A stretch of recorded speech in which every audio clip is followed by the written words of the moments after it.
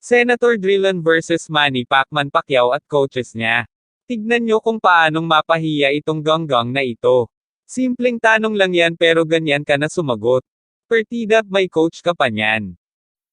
Why is boxing called an industry, Mr. President, in this bill? Industry. Industry under this bill?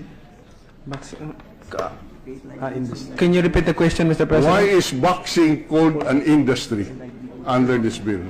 It's a livelihood, Mr. President, for so many people.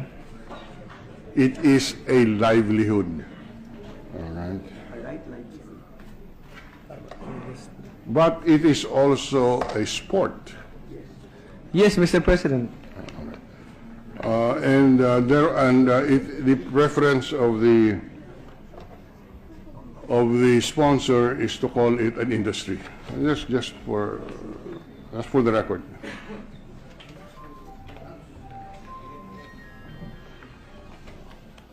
That is the preference of the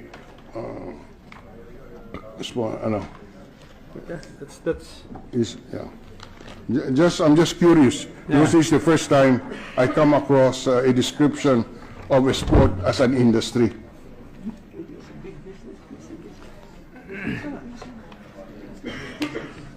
I can say, proud to say, Mr. President, that it is a business, Mr. President.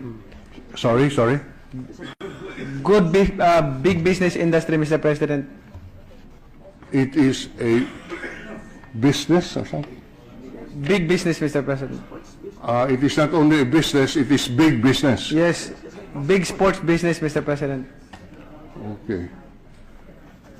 If it's a business, why are we spending public funds for the retirement of professional boxers who are in business?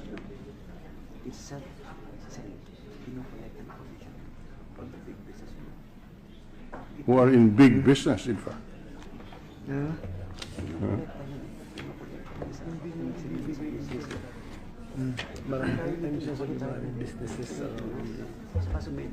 Mr. President, kinukulikta ng commission yung ng GAB yung licensing fee. Putang ina, ako ang nahihiya para sa'yo. Ba't ganyan ka? Kaya mo ba talaga? Hindi lang sarili mo ang napapahiya sa ginagawa mo. Pati kaming Pilipino mapapahiya pag ikaw naging pangulo. Medical fee, everything, Mr. President, at yun ay iniipon nila, Mr. President. I'm sorry, but the answer is a little bit off tangent from our question, Mr. President. Maybe, Mr. President, to allow the sponsor more time to review and prepare for the interpellation, we can suspend this in the meantime and take it up again. No, Mr. President, I can answer his question. Sige. I said it's a business, Mr. President. No. All right. Binigyan ka na ng pagkakataon na mag-review muna pero pinakita mo pa talagang daig ng matigas ang ulo ang bobo. Sorry for the word bossing pero tama na. Wala ka nang dapat pang patunayan pa. Di mo nalarangan yan. Mag-isip ka kung meron ka nun. I think it's best to be under by the President, Mr. President.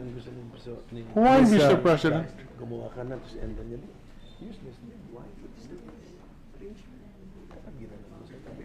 Because for the best interest of the agency, Mr. President. I'm sorry? The best interest of the commission, Mr. President. What is the best interest of the commission that requires that it be placed under the office of the President? Mr. President, same thing with GAB. GAB is under the President. Under the Executive Secretary and Under the? Executive Secretary. So, since the GAB is under the office of the President, the Philippine Boxing Commission, without any rhyme or reason, should also be under the office of the President.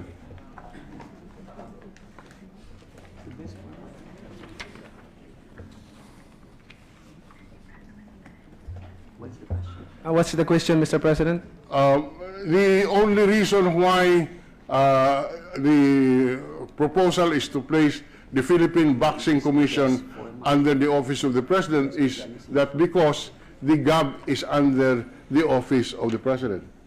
Is that correct? Yes, Mr. President. I think and I believe that the best format for to be under by the President, this boxing commission. But I thought the GAB has a precisely among the rationale that is being presented before us is that the GAB is too big and therefore we must focus on boxing. So why are we putting the commission on the same level as the GAB insofar as reporting to the office of the President is concerned? Because, Mr. President, I believe is the best format and term of organization. The President will appoint the members of this commission. You know, Mr. President, I hope I can convince the gentleman from General Santos that the mere fact that a government official is appointed by the President is not a justification for the direct supervision of the President over a commission or an agency. I think that's very basic. Yes, I understand that, Mr. President.